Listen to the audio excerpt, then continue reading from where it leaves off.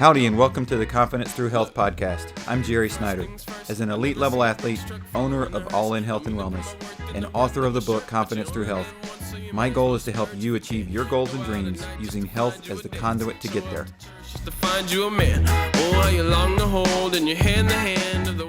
I'd like to thank our sponsor for this episode, All In Health and Wellness.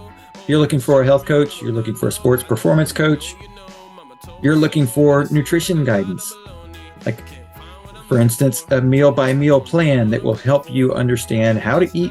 It will teach you how to eat, and it will give your body, your cells, the proper nutrition to feel great and be able to perform at your best, not just physically, but also emotionally and mentally. If you're looking for those things, you're looking for the key to improve your sports performance, both from a nutrition standpoint and an exercise physical standpoint, and a mental standpoint as you approach your athletic event. All In Health and Wellness is able to help in these areas. So contact Jerry at allinhealthandwellness.com or go to allinhealthandwellness.com and you'll find the contact information for how to get in touch with them and get started on the plan that will improve your life. Howdy and welcome back to the Confidence Through Health podcast. This is your host, Jerry Snyder. In this episode, I speak with Adora Winquist, who's the founder of the Soul Institute and author of the alternative medicine book, Detox, Nourish, Activate, Plant and Vibrational Medicine for Energy, Mood, and Love. She's a meditation expert. She is a modern alchemist, and she works in the field of aromatherapy.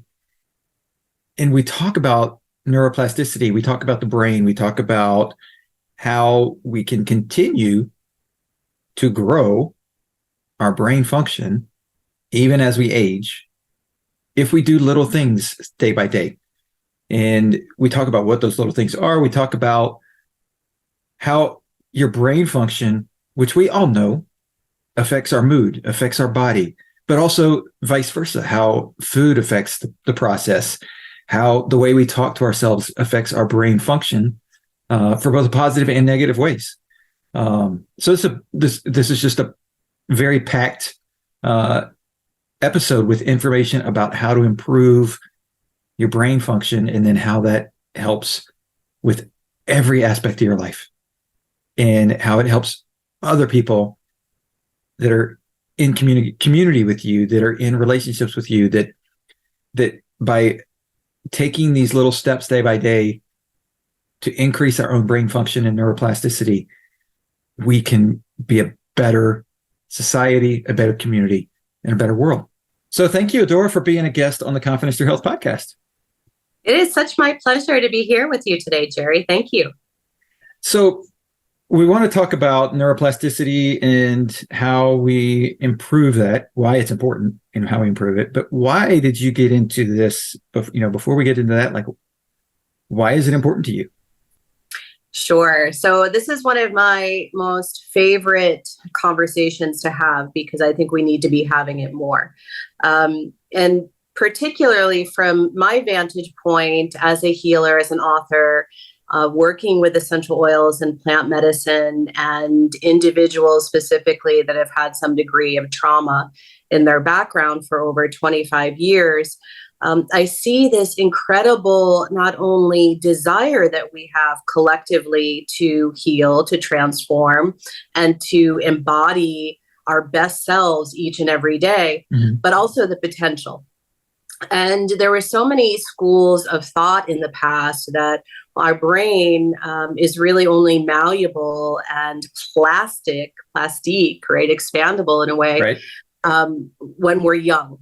And more and more research is showing that that's just not the case, that there is so much more potential. And I love this because science is always evolving like we are as a human species. Yeah. And the moment our minds are closed to new possibilities is the moment that we stop advancing as a species. So having this receptivity and curiosity to new research, in particular, looking at some of the alternative modalities that can help us not only with healing from trauma, but also really continuing to stay sharp as we age, Right. continuing to elevate our perspective of peak performance and what that means as time goes on. And just because we're getting older certainly doesn't have to mean that we're slowing down. Some capacity we do, and even our synaptic connections take longer, they form a little bit more slowly as we age, but it doesn't mean that they stop forming. Right. And I think that is, to my ears and certainly to your ears, great news in our ability to be able to transform our lives each and every day. Right. Well, and it's funny because you sort of hit the nail on the head. As far as like how we think about things, it's like we assume that as we get older, it stops growing and it stops functioning as well. And the function piece may happen, but it's not necessarily a given that it's going to happen that way. But when we're younger, we always tell our kids, like, your mind has so much potential. You have so much, like, but then as we get older, we just go, well, it is what it is. It is what it is, or I guess, I just have to deal with this. This is just the way life is going to be from now on. Right. How many times have you heard one of your dear friends or someone in your family say that? And you want to respond, but no, it doesn't have to be that way. Right. No, we are capable of so much more than we're ever led to believe possible. And this is something that I think science is really showing us in a beautiful way today, especially as we start to look at how we can optimize our neurochemical response from those healthy neurotransmitters like serotonin, like dopamine, like oxytocin, and to know that we don't just sit back and, okay, I think this will happen, or I want to feel good. And so because I'm going to think that, I'm going to feel that way. Our brain, just like our body, needs to be trained. Right. And I think that this is really important because it's not just about a quick fix, or I'm going to do something today and I'm going to light up all of my synapses tomorrow, right? And become absolutely brilliant. No, it's more of the daily consistency of building these new healthy habit patterns with things like exercise, which we know has such a rapid response to brain health, as well as our overall physical response to stress, and a sense of feeling strong and fit in our bodies, which is so important. But also things like music. Right. And this is one of those really beautiful untapped areas. And we've heard of things like the Beethoven effect and how we respond to Mozart. But our brains, our beings are multi-sensorial in nature. And there's this adage when we're talking about neurochemistry and neuroplasticity that neurons that fire together wire together. And to me, this is a really brilliant analogy, right? Because if we think about it from our own human perspective, well, how do we heal? We heal best when we come together in community. Right. Yep. And so our brain is able to wire, and when we're using these multi-sensorial experiences of not just music, but scent, right? Scent is perhaps the most evocative of our senses. We can talk more about the power of using essential oils, which is really the focus of my work in creating a new modality called aromatic neurorepatterning, or ANR. But how we can use these multi-sensorial experiences to really optimize our brain function. And of course, when we look at things like diet, like nutrition, how we know how important those are, and things that we can incorporate that are neuroprotective. So to me, we were just really scratching the surface of what is possible from the perspective of neuroplasticity and how we can heal from the past to be able to illuminate our brightest future. Right. And so neuroplasticity, as you mentioned, so it's really your body, your brain working together, like in continuing to create new synapses and continuing to basically just grow, right? Exactly. So it's neuroplasticity used to be considered more rewiring or even repatterning, but it's exploring the structure and the function of the Right. brain in relation to experience and in response to experience, right? And so what are some of the best ways that we can train our brain? And I really like Right. this idea because if we think of the brain is really the supercomputer Oh, of the yeah. body, right? And then, we think about our mind because our mind is actually very different than the brain. So in our mind, we have our conscious mind and our subconscious mind, which are really those programs, right, that run on the Right. supercomputer of our brain. Yep. So we really have such an incredible power within us that we can tap into and harness using these new healthy habit patterns, particularly around sensorial experience, to train, to optimize, and to really garner the best experience out of our lives for longevity. Right. Right. And that's not to discount the aging process because, as there's so much wisdom, Oh, right, that sure. comes from Oh, yeah. aging, all of the experiences Yep. that we have. But when we can combine the wisdom with that sense of vitality and vibrancy, well, to me, that's a total game changer on how we can really become the change that we wish to see in the world and Right. have the highest level of positive impact in the world around us. Well, and that's one of my biggest things that I try to promote is each individual out there is there for a reason to help everybody else. Like you have Yes. gifts, you have purpose to help lift other people up. And if we're not using our brains properly as we go through life, in the sense of like, we're not continuing to grow, we're not continuing to build on the things that we know, then by the time we get the wisdom, we won't be able to share it, Exactly. And You really hit the nail on the head. Well, and so how do we go about, like, I mean, I've heard, like, the sayings of like, oh, you need to do a crossword a day, or you need to do this, much reading a day to be able to keep your brain function well. But there's more to it than that, right? Absolutely. And again, it's really about building those consistent daily practices. Right. Even the idea that we used to think, well, a new habit takes about 21 days to form.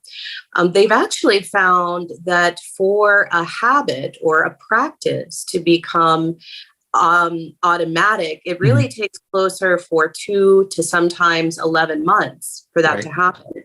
So what does that say? It says it's that our daily practices that are really defining our health, not just in the moment, but in the future as well. Right. So I like to break it down to a few simple steps that can be done daily, because you and I both know that we can have a whole host of, whether it's supplements or an exercise regime or a new education, a new program that we're studying. And what happens when we take on too much and it becomes overwhelming? What do?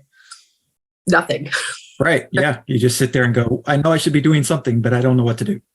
Exactly. And as someone that's always been a bit of an overachiever since I was young, I really identify with this because I would create these really elaborate practices for myself, and then, easy to do for a day or two or a week, but then it becomes overwhelming and then everything halts. Right. So I think that one thing that's really important is we think about practicality, we think about accessibility, and we think about commitment. Because when we're able to make a commitment to ourselves of even a simple practice, what does that do? It builds trust. Right. And it builds confidence that you can accomplish something. Exactly. Yeah. Right. You really start to feel like, yeah, I am the champion of my life. And we know that our bodies, our physiology, our DNA is malleable to our words, to our language, and to our intent. Oh, yeah. And so when we commit to something and then it becomes too much and we don't do it, and then we start to feel bad about ourselves, that's actually worse. We're, taking a step backwards than, than not taking any action at all. Right. So things like a meditation practice, even if it's 5 minutes a day, right? Even where you start out at 1 minute a day and build up so you can build that confidence, you're training your brain in a certain way. Yeah. And what do we know? We know through the studies that consistent meditation practice builds so much strength and not only cognitive function, but immunity and a resilience to stress. Right. And this is really important because we know the power of stress and what it can do to the body, right? And to our cellular structures. And so the more that we can harness the power within us to modulate, build resilience to the stress response, the more advantage that we're going to have when we're considering additional steps to build neuroplasticity.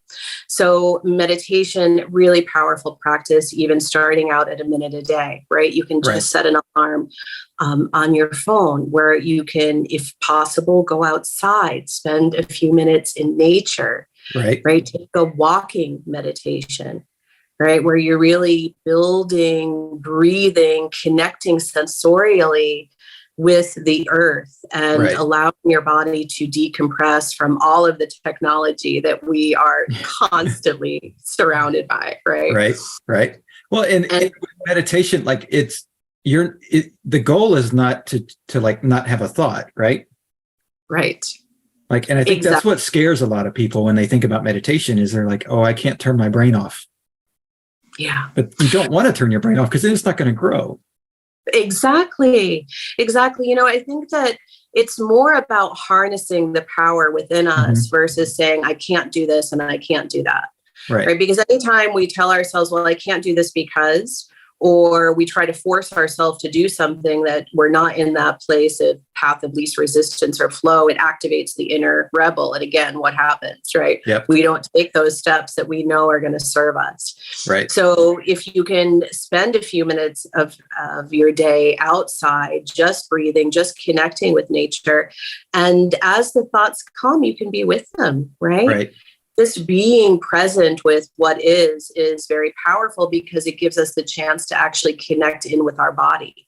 Right. And we're very disconnected culturally from our bodies, right? And we continue to train ourselves to be that way because we have to work really hard and I have to be at my desk for this many hours a day. Right. And we forget to ask ourselves, well, is this really serving all of who I am? Well, and like you said, it's connecting, and if you, and I tell that with my clients that I'm helping with nutrition and stuff, it's like when they've been following the standard American diet and they're, it's led them to being overweight and unhealthy and they can't sleep and all the different things that it manifests.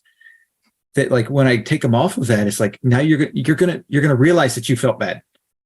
Like you felt bad. You may have thought, oh, I feel bad because of this or this, but did you really understand and read your body, and connect and understand it? And I think that's the same thing we have to do with meditation and understanding is that we're going to understand, okay, well, I just had a negative thought. Why did I have that negative thought? Where did it come from? How can I address that? How can I change that? And if we don't stop and have those moments daily or multiple times a day, depending, like whatever the situation is, as far as what you need, if you don't stop and have those moments, then those negative thoughts just build on each other, right? Exactly. And then what happens? We spiral down into the rabbit hole. Right. And that doesn't serve us or anyone that's in our lives. Right. So one of the things I love most about meditation is that it gives us the ability to listen to our bodies because we're so used to listening to everything outside of us. So it really gives us that deep opportunity to connect with our emotions, with our thoughts, but also to begin to train our brain in a new way.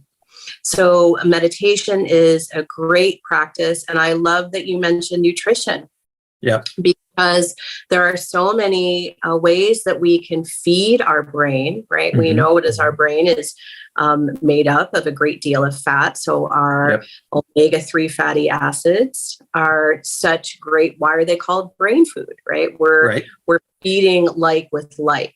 And that's, I think, one of the reasons that the keto diet became so much of a mainstream go-to when people started looking at some of the facets of that. Right. But when we're looking at feeding the brain, everything that we put into our bodies is really either nourishing or nurturing us, or has the opposite effect. Right. And so when we're looking at the foods that have high levels of antioxidants and that are neuroprotective, that we know that we're really putting something into our system that can feed not just the body, but the mind, right? And the brain and the heart as well.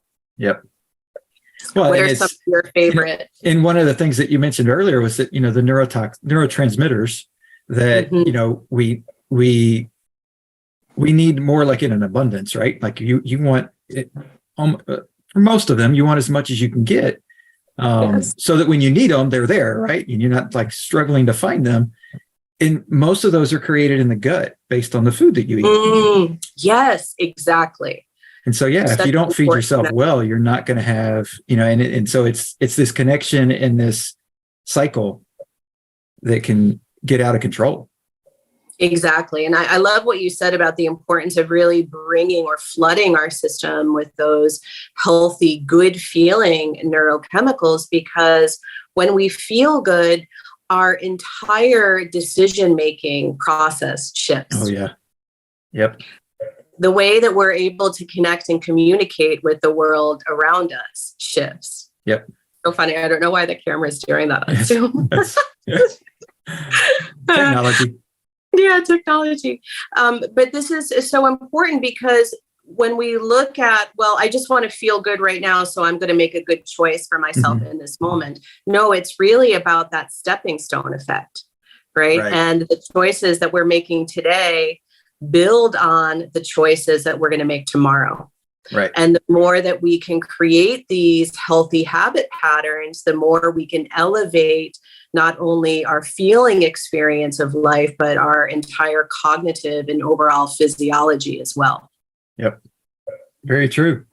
And so if somebody wants to, like, they're listening to this and they're like, okay, I realize I need to fix some things and work on my brain health. How quickly would they be able to, like, see change and understand that, like, yes, this is working? Or, with a lot of, we want that quick fix. We want to know what happens right now. We want to know we're on the right track. Right. Or do they know that you're just going to have to stick with it for a little bit before you're really going to see anything? Well, this is such a great question. And especially because our societies have been cultivated on this quick fix, right? We go for the drive-through and we get a coffee because we're going to have an immediate response. So this is where I like to talk about the exploration of pure essential oils used via inhalation. And because of the connection between our sense of smell, I could do a little sample here, and our brain, but specifically the amygdala and the limbic system that regulates so much of our physiology, mood, memory, and emotion in particular. When we, I'll just do a little sample here, breathe in the right essential oils in the right formulation, we can literally shift how we feel in the moment. Oh, wow. And this is really powerful because it not only gives us a sense of control over our emotional response in the moment, but the more that we do this, the more that we build these new healthy habit patterns around the use of essential oils, depending on what the mood is in the moment or our desired outcome, i.e., I want to focus right now, so I'm going to choose maybe rosemary or lemon essential oil. These essential oils, when they've done studies, have been shown to help with cognitive function, focus, and memory recall. Or am I feeling perhaps a little bit anxious and I would like to calm down? And then maybe I would use a lavender or chamomile or an essential oil like this. Well, the response with the nervous system can be immediate. Right. So to me, this is an integral. We talked for a moment about multisensorial response and how the brain, when the neurons fire together, they wire together, creating those neural networks. When we're using multiple sensorial tools like essential oils, pure essential oils, and certainly that's a caveat. We could go down a whole rabbit hole of that conversation. Oh, I'm sure. But essential oils, music, and particular some music in, like I mentioned, Beethoven, Mozart, also the solfeggio frequencies, right? Where they've done studies to look at differences in blood pressure, heart rate, stress response. I mean, this is really incredible research that's being done. Even we know that sound baths are very popular right now, right, with Tibetan bowls. And so they've done some research again to not only look at the response at heart rate, decreasing that, blood pressure, but also elevated sense of spiritual well-being, right? And what happens when we feel a sense of spiritual well-being? Well, we feel connected, right, not only to ourselves, but to everything and everyone around us. Right. That coming back to that community sense, when we come together, we are empowered. We create a greater momentum and accelerate our own process of transformation. Yeah. And coming to new levels of awareness of who we are and what's really possible in living our lives, even as we age. No, and that's, when you're talking about that, it makes me think of like trees and their root system. And like, you have, like, I've got a tree in my front yard. It's unfortunate. It's starting to die and limbs are falling off. But what I'm thinking about is like your trees in your forest and how like you don't see it necessarily, but if you looked underground, all their roots are intertwined and they're, connected and building each other up, strengthening each other, and that's the vision that I got when you were talking about that. Is like, we need to connect with each other. And the other things in the earth and the nature, because it really, it dissipates the stress, it dissipates the anxiety, it can bring us back to just this base level of oneness. That I think that we miss when we leave our house, get in our car, go to the office, get in our car, come home, and like we're very segmented and separated most of our days. Exactly. And when we're home, how much of the time are we spending on a device? Right. I love that you brought up the trees. I can remember when I was first studying vibrational medicine back in the mid-90s. And after my first Reiki attunement, I started to see colors and energy around people. And I thought, this is incredible. I want to understand more of this. And I can remember I've always, since I was young, loved being in nature. And I remember looking at how the trees, if you're kind of observing a mountaintop, the trees give energy to each other. Oh, yeah. And I thought, well, this is really incredible, because it's not as if the tree is giving the other tree energy with an expectation of getting something back. Right. It's just a free connection that is fluid, that is organic, that is our natural state of being. And I believe that to be true for human nature as well.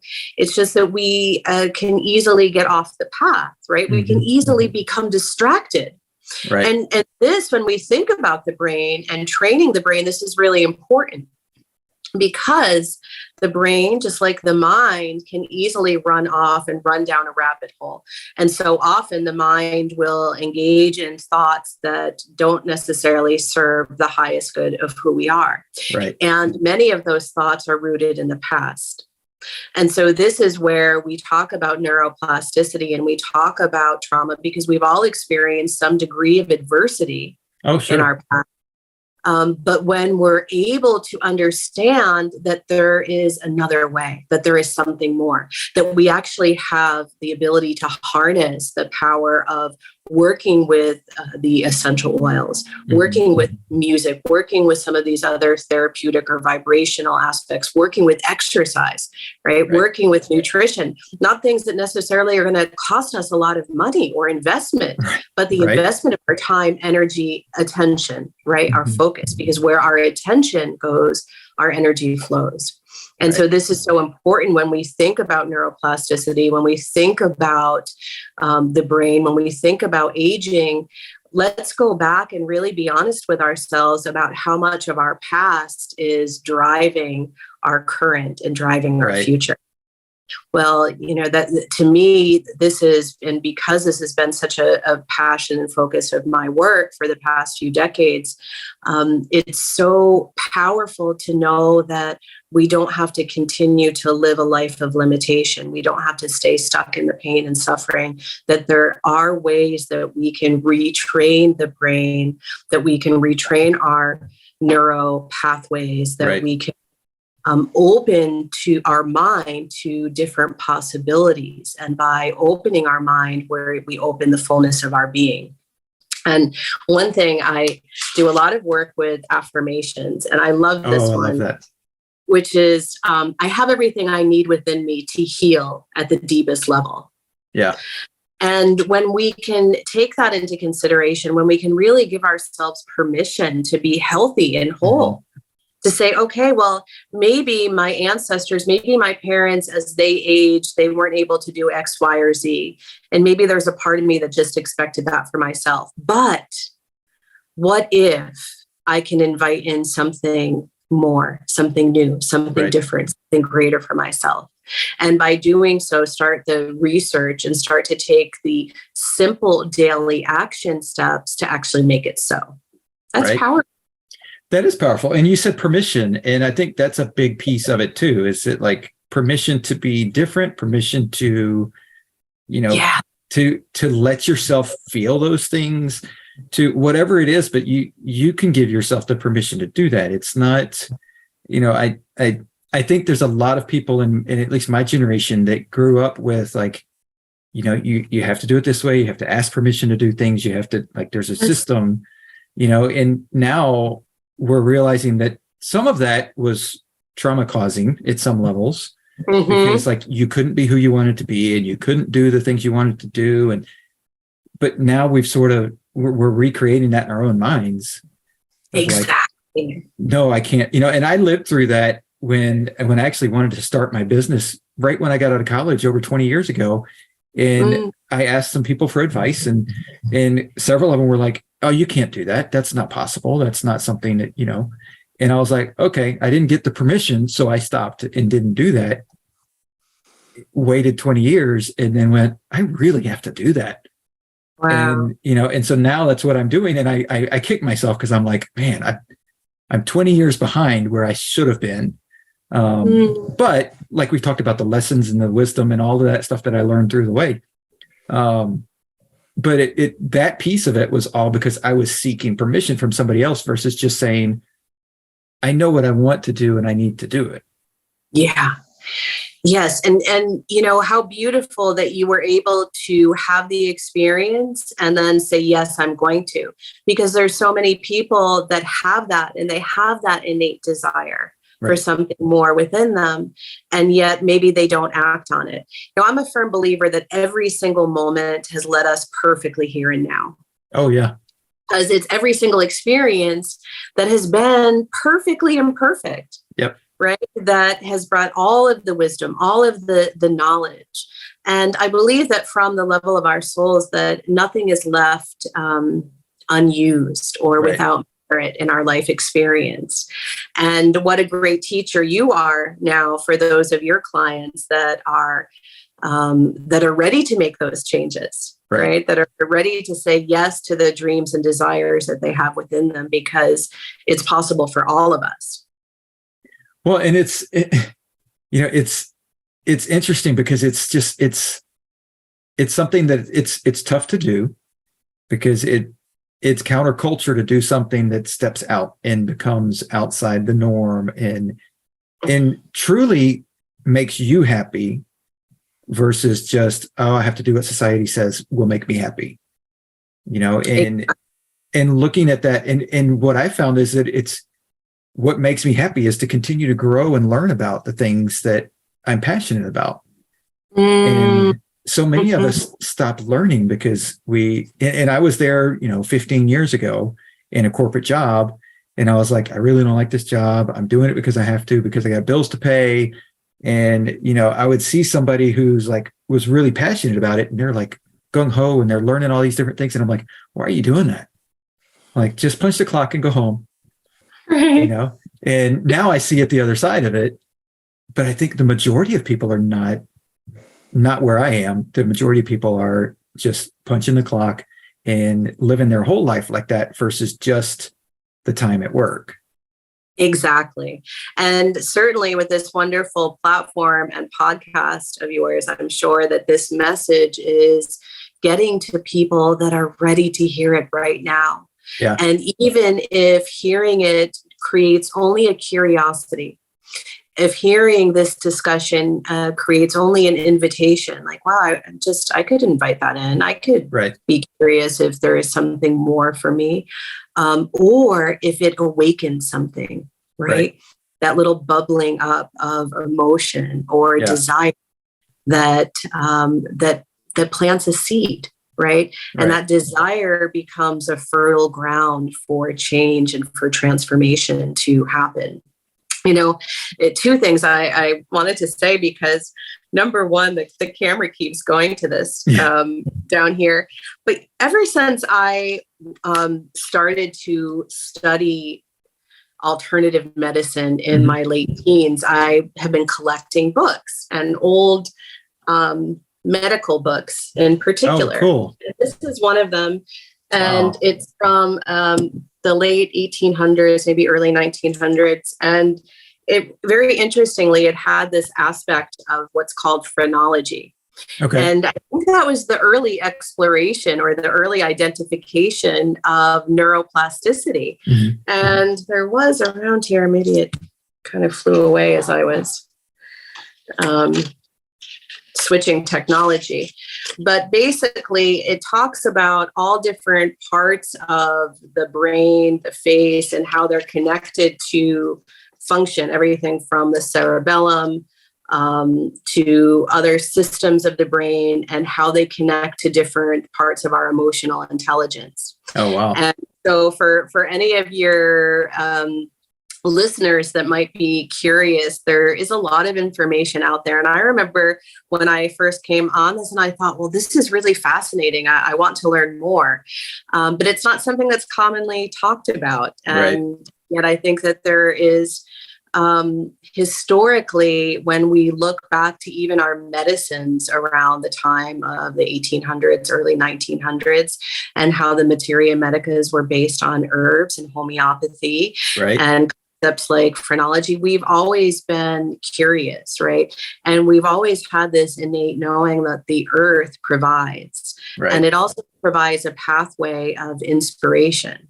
And that we have this incredibly innate wisdom within us if we create the right conditions for ourselves, if we create the right entrainment, if you will, for our brains and our biochemistry, but also our philosophical desires, our spiritual natures, our soul.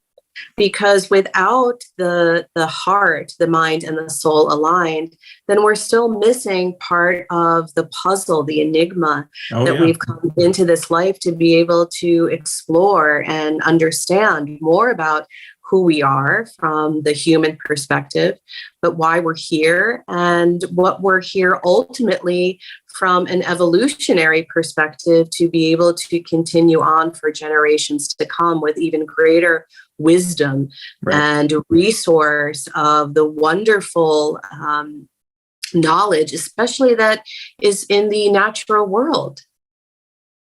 Well, and it's like you mentioned something there that, like, if you find that peace, like I did, like not in my what would be considered my brain growing years, like your late teens, your 20s, you're in your 40s, you're maybe in your 50s or 60s, and you're listening to this, and it's like, well, I really want to step out and do this because it's my passion, but I have to learn all this stuff about it. And I don't think my brain can handle that.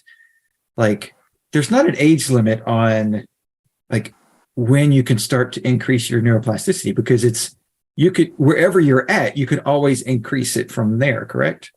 Exactly. Wherever we are, there is the opportunity for more. Right. Right? With that consistency, with the practice. How do we learn a new skill, or when we're young, a sport, right? Or a new language? We do it through practice. Practice creates habit, right? Automatic response, but it also creates mastery. Right. So when we think about life from the perspective of self-actualization and what it means to optimize from the human potential, well, we have this incredible supercomputer here. And the supercomputer needs to be fed the right things. And those are not just foods, but our thoughts, our emotions, the ways that we love and care for ourselves, the belief systems of limitation that we have that we've had generationally, right? That have been carried through our heritage. Well, we have the ability to challenge those. We don't have to continue to live with a closed mind. Right. Because when our mind is closed, that alone right there is a breeding ground for dis-ease and imbalance and further limitation and further disempowerment, right? Because when the mind is closed and we're always relying on someone else or something else to tell us what is true, how to act, what to do, how to behave, right? That all of that information is held within us. But we have to create the right conditions environmentally, internally, and externally for the body to become that instrument of inspiration, to become that vehicle or beacon, if you will, of light and empowerment, where we can not only change our own daily lives and our family structures, but we can contribute to the greater good of all with a force of benevolent, positive impact. And that is available to all of us. Yes, it is. And I mean, it's so much like understanding where you're at, but not being so self-absorbed with that, if that makes sense. Like understanding where you're at, but not to the point of like, it's all about me. Right. And understanding that you have something to share, whether you feel it or not, like at whatever level you are, somebody's not yet at that level. Like you can help somebody along. Yeah.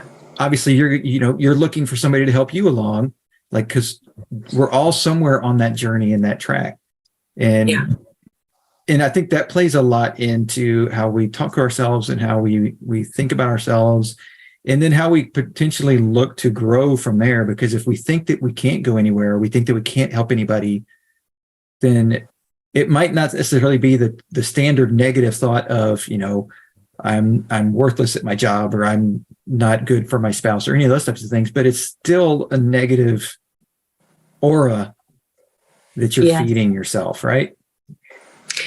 I was working on a new book recently, and I was doing some research looking at the work of Dr. Emoto, the Japanese scientist that studied water. And I loved going back and connecting with the power of his messaging, because it is such a reminder that our thoughts, our intentions, our emotions have a direct correlation, a direct impact on our physiology. Right. And how malleable we are to intention, how malleable we are to emotion, how malleable we are to even music. When he took the studies and took them a step further, beyond looking at words and their effect on the crystalline structure of water, when he looked at the impact of music and how beautiful pieces of music created such pristine, gorgeous structures within the water molecules. What does that say? Yeah. Right? Our environment is crucial to our internal, not only homeostasis, but vibrancy, Right. right? Our emotional bandwidth. And so we have to really look at all of these aspects of our life in a more mindful way, and to know that we are all connected. Yep. And, and speaking of music like that one of the things that when I wrote my first book, like I've never been, well, I shouldn't say never, because I was in choir in high school. And so we did classical, pieces. But it's never been just I'm going to sit and enjoy a classical piece of music. Like I'm not that type of person. But when I sat to write my first book, I found myself like, if ever I got to a point where I was like, okay, I'm struggling with figuring out what I need to say or how I say it, or this doesn't sound right. And I started listening to instrumental classical music, and all of a sudden just flowing right out of me, just the way it was supposed to, and I was like, oh my gosh, this is crazy. Like this is it, because it really, like, for lack of a better way of putting it, it hit a nerve and just like, boom, here it is. Yeah. Yes. And I love that you're saying this, because what you're talking about is flow state. Mm-hmm. Right. And so how do we optimize our brain function in our environment to achieve that flow state where we're just aligned, where everything is effortless, right? And this potential is within all of us. Oh, yeah. Well, and that's one of the things I always tell people. I was like, when they struggle with that concept, no matter what it is, of like, by saying, I can't do this or I can't do, I'm like, have you ever seen anybody else do it? Have you ever heard of anybody else do it? Oh, yeah, well, so-and-so did it. Okay, well, then you can do it. Yeah. Like, it's possible. It doesn't mean you're going to do it, but I mean, it's possible. So don't put that in there, It's like, it's possible. And if you want to, you're going to. But putting that limitation on yourself is like, and like you were talking about with just the negative thoughts in your brain and the way your brain like manifests through your body, like you've already lost if you're thinking that way, Exactly. Jerry, I love this because right before this, I had to take both my girls to the doctor. They came home with a little bit of a bug, and their friend where they were staying had strep throat. So we went to check, and in the doctor's office room, they had a list of a few phrases, right, from a brain that is not feeling good, is not feeling healthy, right? Like, oh, I can't do that, or, it's not possible for me, and this always happens to me. And, in a very easy, accessible way for the girls to understand.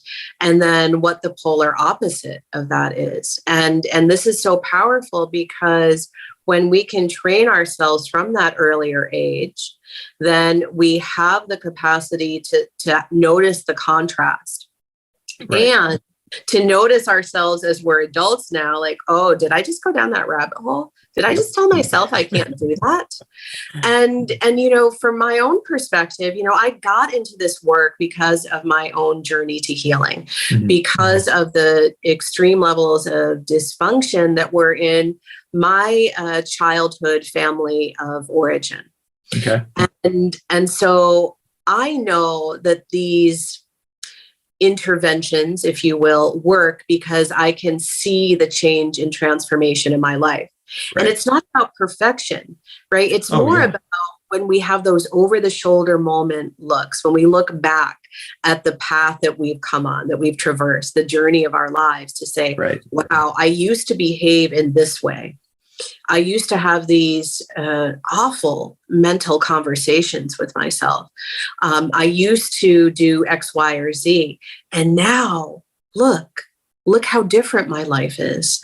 Look how much more I'm honoring my body as a temple, where I'm honoring my emotions, where I speak to myself with love and kindness, where I allow myself to have rest when I need it, when I'm craving it. Right. So these are the practical evaluations that we can do for our own life as adults. And of course, look to our younger generation in ways that we can contribute so they can have those aha moments much sooner, at least. That's my intention, to have those much sooner than I did in my life. Right. No, I find that those conversations that I'm having with my kids, they're 11 and 13, are very different than the conversations I heard in how to teach them it about how to have in a happy life. Sounds like cliche, but like how to have that peace about themselves and understanding and how to recognize I'm talking bad about, like, the way I'm talking is giving myself a negative prediction for how I'm going to do on this test or this class or, whatever the case is. And so it's like, don't set yourself up for failure. Gosh. Like you said, we're not perfect. Failure is going to happen. We all have to deal with that. But setting yourself up for it is different than very different. Trying to prevent it. And if it happens, it happens. It's okay. We move on. Exactly. And I love how you frame this, because it really is setting ourselves up for success. And, talking to my daughter at the doctor's office, she gets a lot of anxiety, right? And how many of us can relate to this, whether it's feelings of more depressive nature or anxious. Well, how can we use tools that are healthy, create new healthy habit patterns with these types of interventions, whether it's music, whether it's affirmations, whether in particular, and always for my work, using the essential oils because of their biochemical connection. But what are these tools that we can have at our fingertips that they can start to incorporate in their day-to-day and modulate their own stress response, right? Because no one was having those conversations with me at that age. I can remember there was no, having any emotion was not at all welcome or allowed. And of course, I know there's a piece of that's just times have changed. And so I don't know that I would want to be a teen or a preteen in today's age with all the electronics and technology that's out there now that they have to deal with. And that added level of stress. But that makes it even more important that they need to understand how to connect with themselves and how to connect with nature and how to, just stabilize themselves. Exactly. Finding that place of balance, and it's true, because when we think about neuroplasticity, of course, us at this age where we're looking to be able to optimize brain function to achieve peak performance, to heal from places of physical or emotional trauma of the past. But I think what great opportunity we have in working with these younger demographics to be able to give them these tools on a platter now, and what is possible in the future generations to be able to have that level of awareness at such a young age and start to work with these tools and develop expanded levels of not just emotional resilience, but also levels of consciousness, right? Being able to connect into those higher states of being where flow state and inspiration and communion are part of the norm versus, I might experience this one time in my life or one moment this month or maybe sometime this year if I'm lucky. Right. Well, and in the flow state, being an athlete myself, I get that and I teach that to the athletes that I coach, and it's like you said, it's about putting those things in practice day by day, so that it's not necessarily something that you have to call upon, and I have to sit here and think and manifest about making this happen so that I can reduce my stress or whatever. It's like, no, when the stress response starts to come up, you just automatically go, okay, I know I've been doing this for months now. I just go right into it. And it's like, okay, go peace. And I tell that with my athletes, like, you're not just going to all of a sudden, when you see professional athletes that, like, when they're in the zone or in the flow state, and it's like, oh my gosh, they can't miss they're shooting the basketball, they can't miss, everything's just going great. And it's like, but they're not thinking about it at all. Like, right. if you ask them, what were you thinking about then? They go, no, I was playing the game. Yeah. They're not thinking about it, and I think that's part of that. Like, we want the quick fix, and we want the, like, well, if I need it, I need to do it now. And I don't want to have to practice it every day. But that's such a big piece of the puzzle. Like you said, starting out with a minute meditation and working up to 5, or if you want to go longer than that, great. But, like, getting that daily practice so that when you do need it and it's important, you're able to fulfill that and be able to make it happen. Right. You have that access. It's right. It's readily there.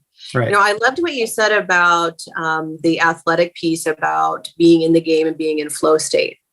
And isn't it possible for us to train ourselves to be in that flow state more habitually? I'm not saying we can be there every moment, because there are certain aspects to our daily existence that can challenge that. But when we train with the intention to be in that flow state, then we're living that, right? Where that becomes much more of the norm and the paradigm that we relate to not only ourselves, but everything around us, because then we find that we're in synchronistic flow, right? We're in what some people would say, oh, this is more like miracle consciousness. Well, miracles really, from the minute to the enormous, are all part of being aligned in that flow state of consciousness. Yep. Very true. Well, we could go on and on, I think, but I want to be cognizant of your time. And, so I know that you've written one book, and you said you've got another one on the way, right? Yes, I have a couple on the way, and I do have a copy of my... Well, I want to give you a chance to plug your book and give people an opportunity to get a hold of you. How would they do that? Thank you. So this is my book. It's co-authored with Dr. Lulu Shimek. It's called Detox, Nourish, Activate, Plant and Vibrational Medicine for Energy, Mood, and Love. And it's all about healing at that DNA level, and how we work with the brain and nervous system, and how we work with the heart, and how we work with the adrenal system, with essential oils, with meditation, with nutrition, with herbs, and with looking at aspects of the past and any trauma that we have that's unresolved, and how we can transmute that into places of empowerment. So you can find that, as well as my new program called The Love Frequency, which is all about living, loving, and leading your life from your heart, your true north. And it's a beautiful 1-year program that's starting in December. And then at the end of that, there will be a certificate for level 1 modern alchemist, which is very exciting, and really learning how to heal from the past and come into the heart space, connecting with the brain, the mind, and the soul, so we can really illuminate our highest path and purpose in this life. And so those and all of our other programs are available at thesoulinstitute.co. Cool. And you can follow me on Instagram at Adora Winquist, Instagram, YouTube, Twitter, all of the places. Cool. I will link all that in the show notes, so that if somebody is, you got an instant, they can just click on it and get to it, and be able to connect with you and your stuff. And I mean, it's fascinating the amount of stuff that I think, forget that's possible. Yes. Which again is part of the brain function, is that we forget that it's possible. Exactly. And so I thank you so much for being a guest. It's been a tremendous learning for me. And like, hopefully we can do this again. Like, once I would love to, Jerry. I would love to. And it's been such a delight talking with you. Thank you so much for the opportunity, and the best of all to your wonderful work in the future. Thank you. Same to you. Thanks for checking out the All in Health and Wellness Confidence Through Health podcast. Our goal is to use health as a conduit to help you reach your goals in life. A little lighter than me. I'm about to black out. Her grip is getting tighter on me. I think I like it deep inside. I feel the fire in me. She like the milky, see me cream into the coffee to me. She got soul in her sway.